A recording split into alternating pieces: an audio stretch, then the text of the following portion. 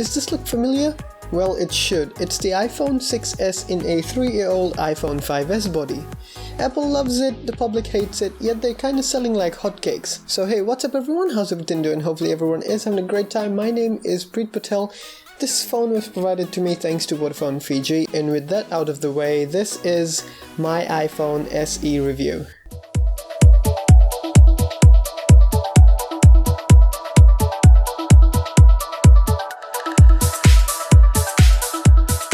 This episode of iTechnoBlog is brought to you by Fiji's fastest 4G network. Vodafone, power to you. This is the iPhone SE. It's Apple's newest iPhone, but not technically the company's biggest flagship.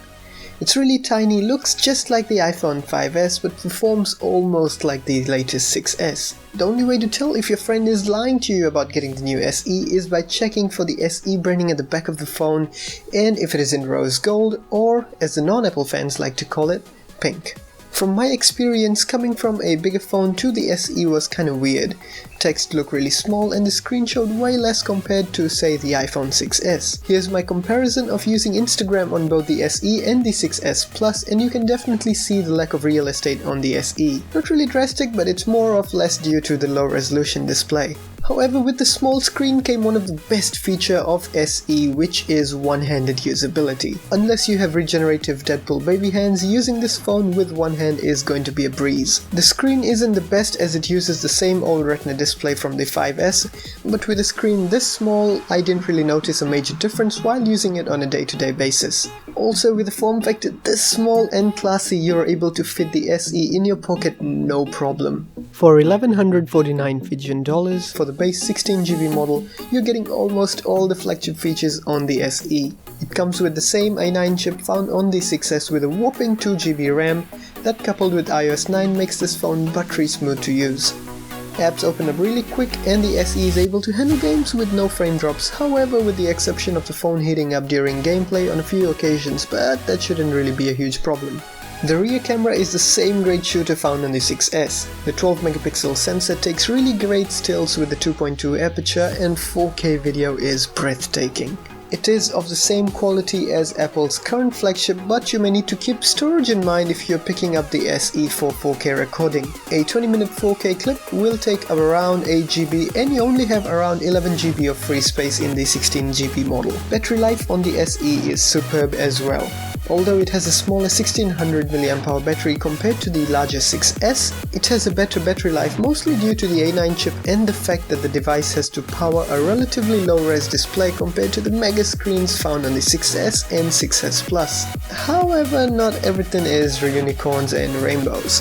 To begin with, although Apple packed an awesome rear camera on the SE, for some reason they decided to stick with the potato front-facing camera of the 5s. What that means is that all those selfies will look grainy and be of really low resolution. So if you are the type that's really crazy about selfies, you may want to look elsewhere. The Touch ID found on the SE is also the same old first gen that came with the 5s. It's relatively slow compared to the 6s, but if the SE is your first iPhone, you won't notice a difference as it is still faster than most of the fingerprint sensors on other Android flagships. Now, if you're a fan of 3D Touch found on the 6s models, you're in for a bummer. So what 3D Touch is it basically allows you to peek and pop into various stuffs, and although I'd been saying that it was a gimmick at first, I kinda found myself using this feature more than I thought I would. So, if you decide to pick up the SE, keep in mind that this does not come with 3D Touch, and if you'd like to have 3D Touch, it is only exclusively for now available on the 6s models. So, all in all, the iPhone SE is not the new iPhone 7. It is an iPhone 6s packed into a small body with few compromises such as the old Touch ID, no 3D Touch, and a potato front-facing camera. But with that said, at 1149 Fijian for the 16GB model, which I'd say you don't pick up but go for the $250 extra 64GB one, this is Apple's current cheapest phone aimed towards markets like China or India, or for the people who want to try out the Apple ecosystem on a budget. So if you have an iPhone 6s, should you upgrade to the SE? The answer to that is absolutely no. But if you're coming from the 5s or earlier, this phone is a great investment if you find big screens of the 6s models cumbersome.